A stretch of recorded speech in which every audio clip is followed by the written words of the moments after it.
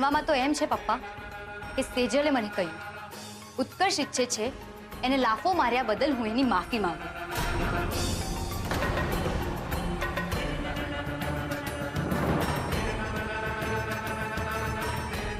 ને પપ્પા સામે એ પણ માફી માંગશે લેટર લખવા બદલ. ને આમ જોવા જઈએ તો બરાબર જ છે ને, એક હાથે માફી દે બીજા હાથથી લે.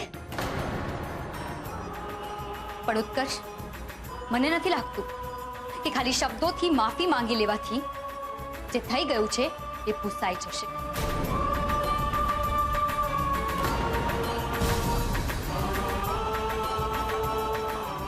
એ છતાં હું તારી માફી માંગુ છું.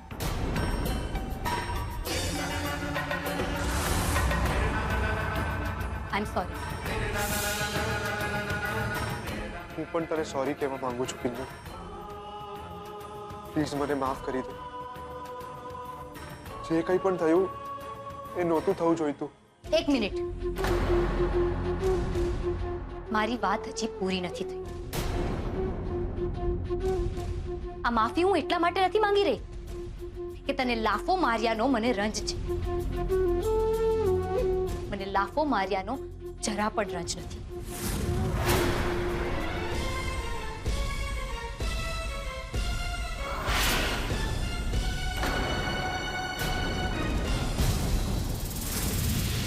રંજ મને એ વાતનો છે કે તે મારા માટે આટલું કર્યું ને બદલામાં મેં શું આપ્યું? લાફો. પણ ઉત્કર્ષ તે મારી પાસે કોઈ ચોઈસ છોડી જ નહોતી.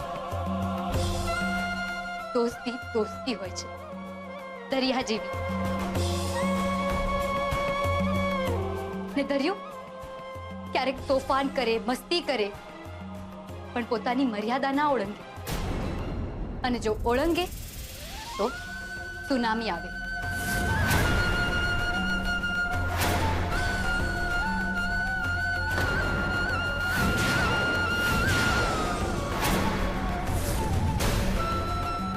અને પછી કંઈ નથી બચતું.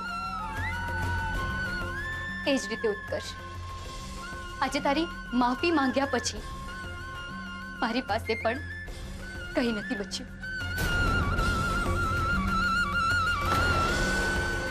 કિંજલ, સાંભળ. મને લાગે છે કે તું તારી જાત સાથે વધુ પડતી સખત થઈ રહી છે. અને આ બધું બહુ નેચરલ છે. જ્યારે બે માણસ એક સાથે વધારે સમય પસાર કરે ને ત્યારે તેમની વચ્ચે એક અન્ડરસ્ટેન્ડિંગ, એક રેપો બંધાઈ ગયો હોય છે.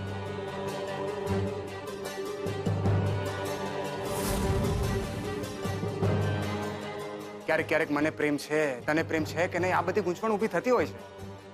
ને તેમ છતાં જો તને મંજૂર નથી તો તમે બંને આ વાતને ભૂલી જાઓ અને હાથ મિલાવી નવેસરથી દોસ્તીની શરૂઆત કરો. પાછી.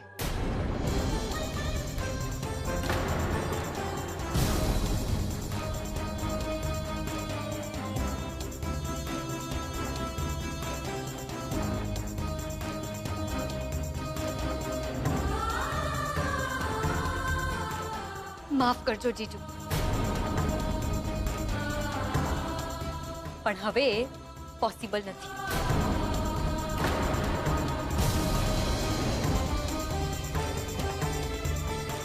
મારાથી તો નથી જ. જીજુ, એકવાર કાચ તૂટ્યો એટલે તૂટ્યો જ કહેવાય. જીજુ, સંબંધોનું પણ આવું જ કંઈક ગણિત છે.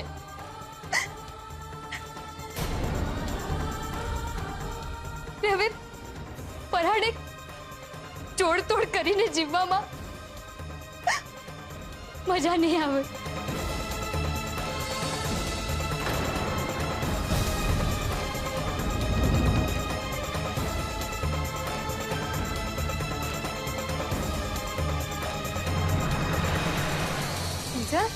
किंजल बेटा,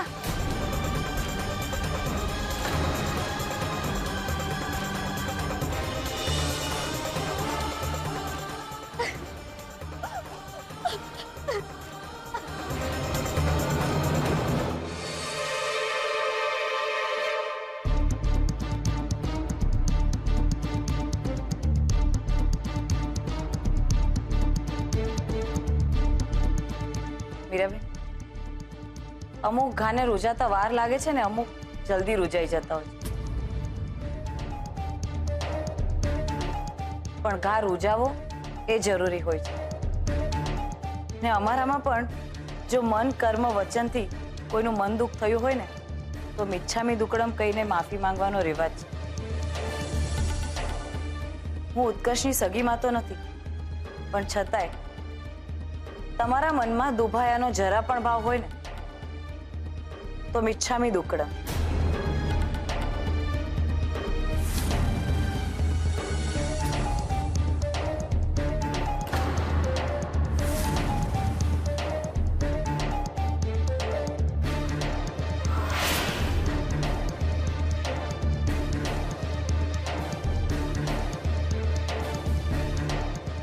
चल बेटा.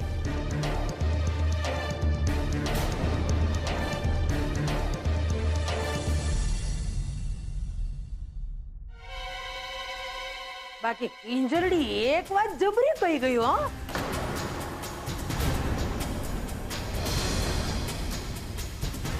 એમ કઈ ભાડું ભૂહાય ખરું?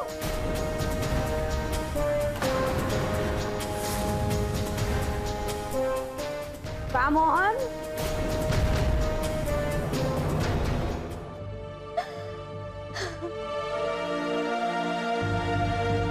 કિંજલ, તું રડ નહીં ને પ્લીઝ. તે બરાબર કર્યું છે. માફી પણ માંગી લીધી ને ઉત્કર્ષને માફ પણ ના કર્યો. શું ધૂળ બરાબર કર્યું છે? અને કિંજલ, મને આનો જવાબ આપીશ? નીચે જે તે કાચ અને સંબંધનું ગણિત સમજાવ્યું એનો મતલબ શું હતો? હા, એનો મતલબ એ હતો કે કિંજલ કોઈ ટાઈમ પાસ નથી. તમને પ્રેમ થાય ત્યારે તમે લેટર લખી દો ને તમને મન થાય ત્યારે તમે સોરી કેવા ટપકી પડો. અરે વાહ! તું ચૂપ રહીશ? તું આ બધું સમજવા માટે બહુ નાની છે. અને કિંજલ, તું રડવાનું બંધ કર. તે નીચે જે કર્યું છે ને એ કેવા લોકો કરે ખબર છે? ડબલ સ્ટાન્ડર્ડ અને હિપોક્રેટ. સેજલ દીદી, કીધું ને વચમાં નહીં બોલ. હું જે કહી રહી છું એ સાચું કહી રહી છું. બાને જ્યારે જેલમાં મોકલવાની વાત હતી ત્યારે તો મેડમની માફીની વ્યાખ્યા જ કંઈક અલગ હતી. અને આજે કોમ્પ્રોમાઇઝ કરીને જીવવામાં મજા નહીં આવે? કેમ ભાઈ, બા પાસેથી કોઈ ખાસ ટ્રેનિંગ લઈ રહી છે તું? કે પછી જો સંગ કેવો રંગ? મારી સામે આમ નહીં જો. અને આ તારા જે મગરમચ્છ વાળા આંસુ છે ને એ મારી સામે તો નહીં જ ચાલે. તેજલ, આ મગરમચ્છના આંસુ નથી.